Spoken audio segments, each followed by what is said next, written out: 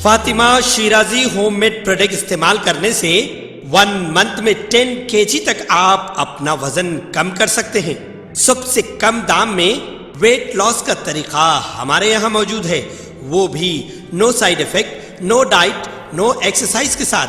आज ही कांटेक्ट करें Fatima Shirazi homemade product से और अपने आप को खूबसूरत बनाएं। Fatima Shirazi homemade product, golden heads colony, pillar number 213, Rajendra Nagar, Hyderabad.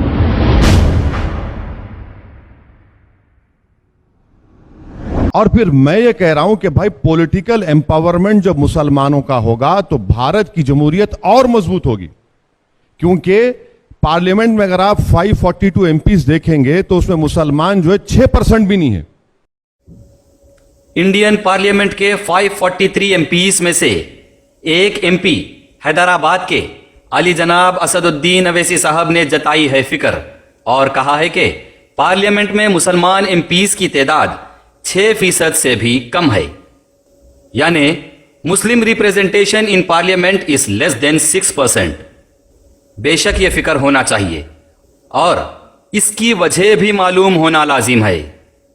मैं अपनी बात आप सबके सामने रखते हुए असदुद्दीन अवैसी साहब के इस बयान पर चंद सवालात पूछना चाहता हूं, लेकिन उससे पहले यह डिस्क्लेमर बता दूं कि इस प्रेजेंटेशन में मेरा मकसद किसी की तायीद या किसी की मजम्मत नहीं है और ना किसी की मुखालिफत, ना किसी से इख्तिलाफ।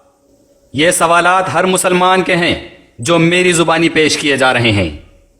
हमें जो बताया जा रहा है, हम जो देख रहे हैं, जो वर्कआउट कर रहे हैं, जो हकीकत है वही सामने ला रहे हैं और पूछ भी रहे हैं। तो बात दरअसल यह है कि मुसलमानों का पार्लियामेंट में जो रिप्रेजेंटेशन है वो 1952 से लेकर 1977 तक करीब 4% से 6% का था, यानी 1952 से लेकर 1977 तक पार्लियामेंट में मुसलमान सिर्फ 4% से 6% तक ही थे। ऐसे ही 1952 से लेकर आज तक सबसे ज्यादा मुसलमान एमपीज 1980 में कांग्रेस इंदिरा गांधी दौर में 9% पर थे। 1980 इंदिरा गांधी के बाद से 2004 तक कम होते ही चले गए, 7% पर आ गया था आंकड़ा। 2009 में जब बीजेपी गवर्नमेंट आई तब से 2019 तक 4.9% पर आ गए। तो इससे यह पता चला कि इन 69 ईयर्स में अब तक पार्लियामेंट में सबसे ज्यादा मुसलमान एमपीज कांग्रेस के दौर में रहे। तो यह हर मुसलमान का सवाल है कि असदुद्दीन अवैसी साहब कांग्रेस को ही तबाह करने की कोशिश क्यों कर रहे हैं। आज जुमला 543 एमपीज में से 60% यानी 301 एमपीज सिर्फ बीजेपी के ही हैं और दूसरे नंबर पर 10% यानी 53 एमपीज कांग्रेस के हैं। तो सारे मुसलमानों का सवाल है असदुद्दीन अवैसी साहब से कि दो लार्जेस्ट नेशनल पॉलिटिकल पार्टीज के बीच में तकरीरों के जरिए घुसकर नेशनल अपोजिशन पार्टी को क्यों टारगेट करते हैं। नेशनल लेवल पर बीजेपी से जो टकरा सकती है और जिसके साथ सबसे ज्यादा मुसलमान है, उस पार्टी को तबाह करने की असदुद्दीन अवैसी साहब की जानिब से कोशिश क्यों की जा रही है। दो दिग्गजों के मुकाबले में एक की टांग खींचकर दूसरे को मदद क्यों की जा रही है। चलिए, अगर कांग्रेस की टांग खींचने से असदुद्दीन अवैसी साहब को अगर कोई फायदा होता है, ऐसी कुछ हकीकत है तो ठीक है, लेकिन 543 एमपीज में से असदुद्दीन अवैसी साहब के सिर्फ और सिर्फ 2 एमपीज हैं। अगर बीजेपी से मुकाबले की बात है तो बीजेपी के 301 एमपीज हैं। 301 एमपीज से एआईएमआईएम के 2 एमपीज का मुकाबला कैसा हो सकता है। बीजेपी तो बहुत दूर की बात है। हकीकत तो यह है कि जो कांग्रेस की टांग खींचकर जोर लगाया जा रहा है कि उसे नेशनल लेवल पर गिरा दिया जाए, उस कांग्रेस के 53 एमपीज तक आने के लिए हैदराबाद के एमपी असदुद्दीन अवैसी साहब को 1530 साल लगेंगे।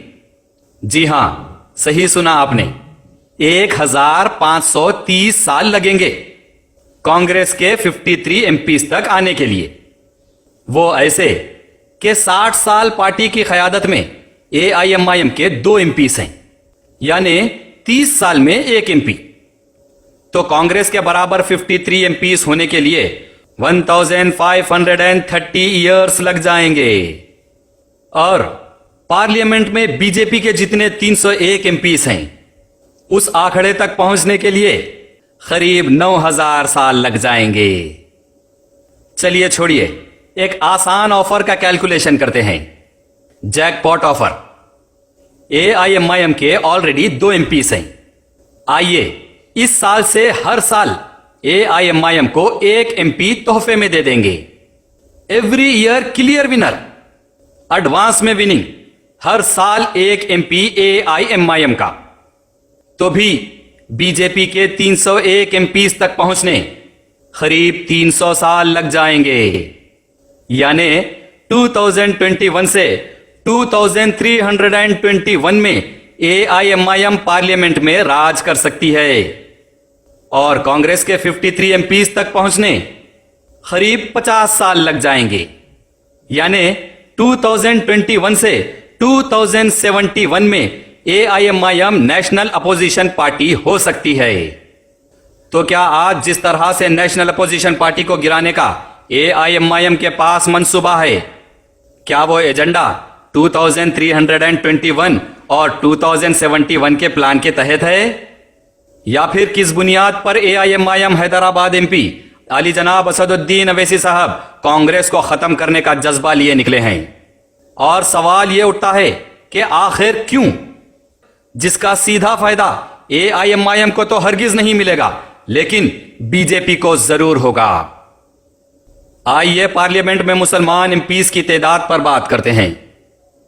पार्लियामेंट में जुमला 27 मुसलमान एमपीस हैं, जिसमें सबसे ज्यादा कांग्रेस के जुमला 4 मुस्लिम एमपीस हैं और ऑल इंडिया तृणमूल कांग्रेस के 4 मुसलमान एमपीस हैं। बाकी समाजवादी पार्टी के 3 मुसलमान एमपीस हैं, BSP के 2 मुस्लिम एमपीस हैं, IUML के 2 मुसलमान एमपीस है, इसी तरह से AIMIM के 2 मुसलमान एमपीस है और NCP के 1, CPIM के 1 मुसलमान एमपी हैं।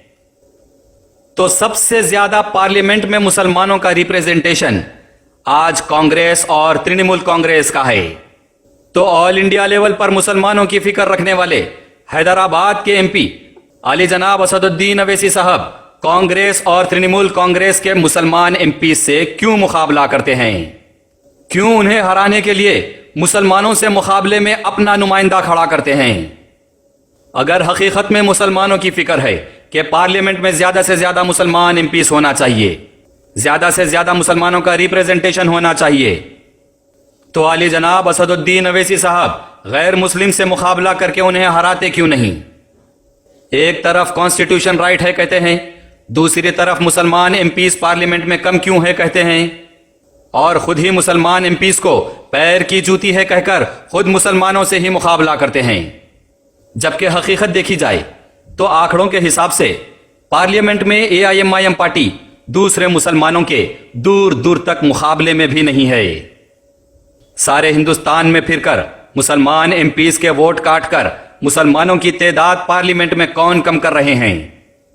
बिहार किशनगंज के मुसलमान एमपी को हराने तकारीर के जरिए मुसलमानों को अल्लाह रसूल का वास्ता देकर करबला के किस्से सुनाकर किसने कहा था कि अल्लाह एक है, तो हमारा AIMIM का नुमाइंदा एमपी अख्तरुल ईमान भी एक है, यह कहकर किसने वहां के मुसलमान एमपी के खिलाफ 27% वोट काट दिए थे? पार्लियामेंट से मुसलमान एमपीस का रिप्रेजेंटेशन कौन काट रहे हैं? नेशनल लेवल पर तो दूर दूर तक मुकाबला नहीं है, लेकिन अपनी खुद की रियासत तेलंगाना में जुमला 17 एमपीस हैं, जिसमें से अकेले असदुद्दीन अवैसी साहब एक ही मुसलमान हैं। ऐसा क्यों? क्यों तेलंगाना में दूसरा मुसलमान एमपी नहीं आ सकता? अपनी रियासत के 4 BJP MPs, 9 TRS MPs, 3 Congress MPs से मुकाबला करके पार्लियामेंट में मुसलमान एमपीस की तादाद क्यों नहीं बढ़ाते असदुद्दीन अवैसी साहब? आखिर क्यों? क्या मुकाबला करने के लिए सिर्फ मुसलमान ही चाहिए? अपनी रियासत में हैदराबाद एमपी असदुद्दीन अवैसी साहब और उनकी पार्टी की जानिब से जोरदार गरज होती है कि हम जिसे चाहे चीफ मिनिस्टर बना दें, हम जिस चीफ मिनिस्टर को चाहे धूल चटा दें। हर चीफ मिनिस्टर का नाम लेकर यही कहा गया कि हमारी रियासत का चीफ मिनिस्टर सिर्फ हमसे है। We are the king makers.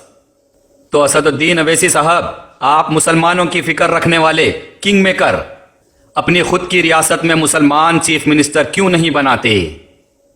अगर हम नेशनल लेवल पर मुसलमानों के रिप्रेजेंटेशन की बात करें तो आज तक इंडिया में मुसलमानों के सिर्फ 7 चीफ मिनिस्टर्स बने हैं।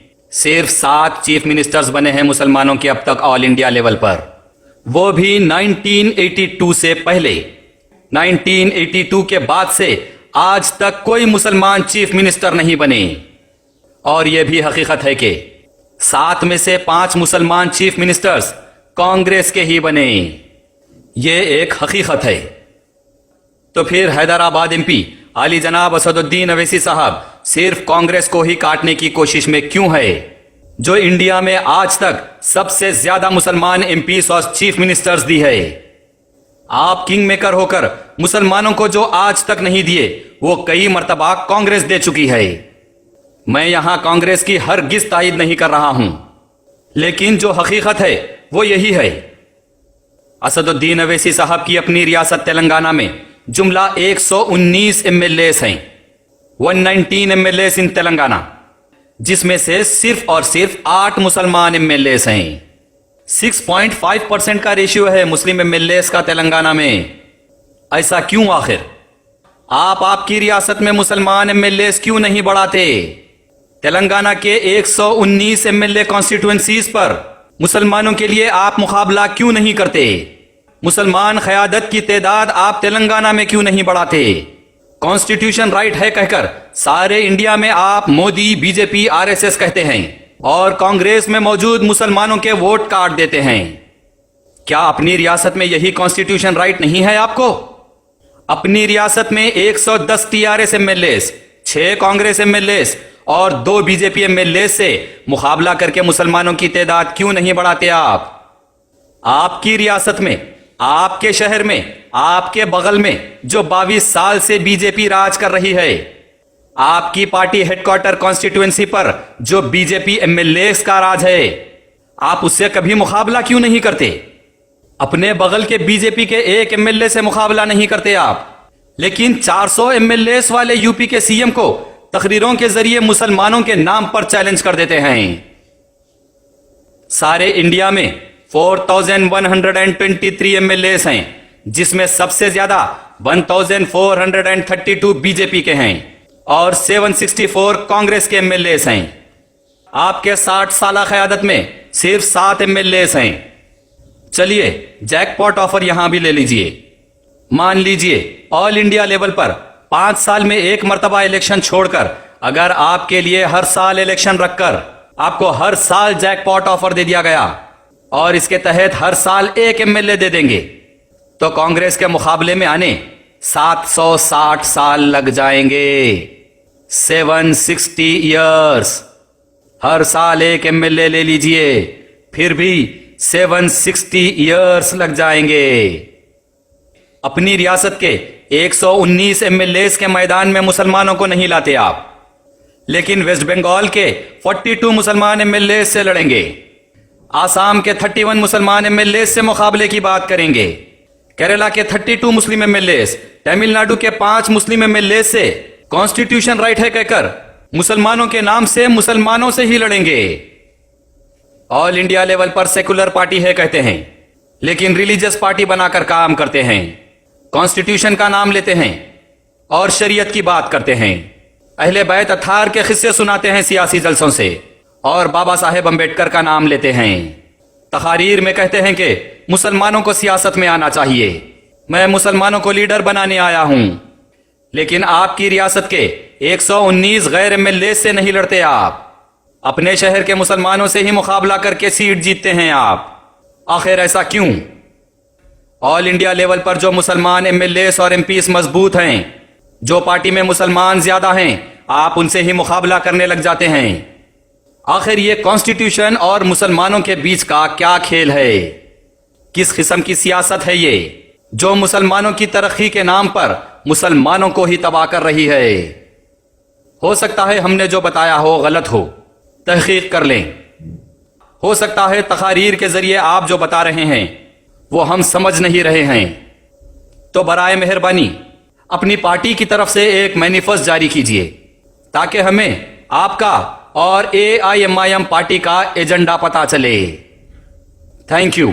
खबर है शहर की, खबर है गाँव की, खबर है सारी दुनिया की। 7H न्यूज पसंद आए तो लाइक कीजिए, शेयर कीजिए और सब्सक्राइब करना ना भूलें। 7H news.